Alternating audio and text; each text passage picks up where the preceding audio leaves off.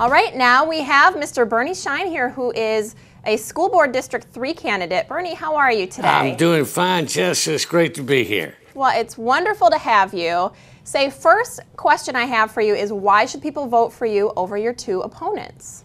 Well, I think the biggest reason I'm running, Jessa, is that the board meetings are simply deadening with numbers and statistics that it's very difficult, if I were a parent in the system, to be able to tell how my child is doing.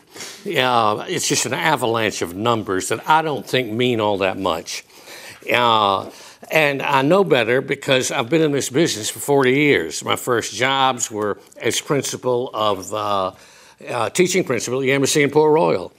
I write books about it. I've been in the classroom for 40 years. I was the state staff development coordinator for the Learning Institute of North Carolina. I've been involved in training teachers. I talk about it. I'm a student of how kids learn, how teachers learn, and how parents learn. And I'm a native. I want to bring that home to my hometown. But first, we've got to really de-emphasize the testing. That's a big problem. The achievement test simply, I grow heirlooms for Griffin Market as a hobby. You can weigh those things over and over again. It doesn't make them any sweeter. It doesn't make them any riper. It doesn't make them any bigger. You can test these kids over and over again. It's not going to make that much of a difference. They need to be taught. They need to be learning. The test also, that particular scale doesn't really measure them accurately. If I want to know if a kid can write, I want to see his writing. If I want to know if he can read, I want to hear him read. Math, let him calculate the square footage of a baseball diamond. But I want his work to be what evaluates him. And I also want more love in the system. If you've got a child who doesn't know where his daddy is from one minute to the next, then you're going to have a problem if you're a teacher teaching him. And so we've got to target the kids early, deal with them socially and emotionally, and work with them in that way. And there are lots of ways to do it. But that's what we've got to do, and we've got to have teacher training and parent education programs that help us learn to see kids through the eyes of children, as well as making sure they teach what they teach and teach what they know and know what they teach. So those are probably very important issues for me. There are others, but that's why I'm running. Well, those are some very important points. So I've got another question for you. You talk about minimizing three things: bricks and mortar, top-down leadership, and bureaucratic waste. What you want to do is put teachers and parents in charge. What is your plan for doing this? Okay, that's school choice. That's very important. I'm sorry I didn't mention it.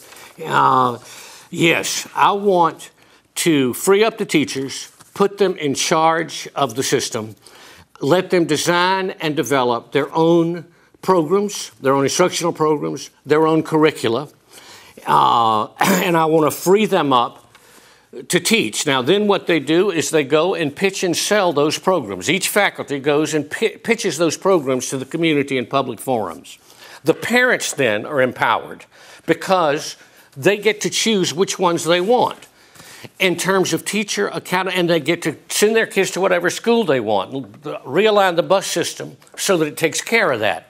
In terms of accountability, everybody already knows who the weaker teachers are. We knew it before standardized tests were ever developed and used that much. This weeds them out automatically. They won't be able to do this. A teacher who can't design their own program and develop their own program with all the resources that are available nationally and internationally will be weeded out. And let the faculty run the school, a head teacher, a team of teachers.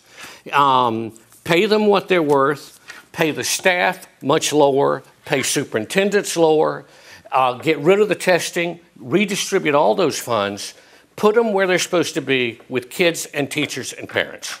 All right, Mr. Schien, well, we appreciate your input. We are already out of time, but thank you so much for joining us today and giving us your thoughts. Oh, thank you so much, Jessa, and I'm just happy you had me on. Absolutely. Good luck to you. Oh, thank you very much.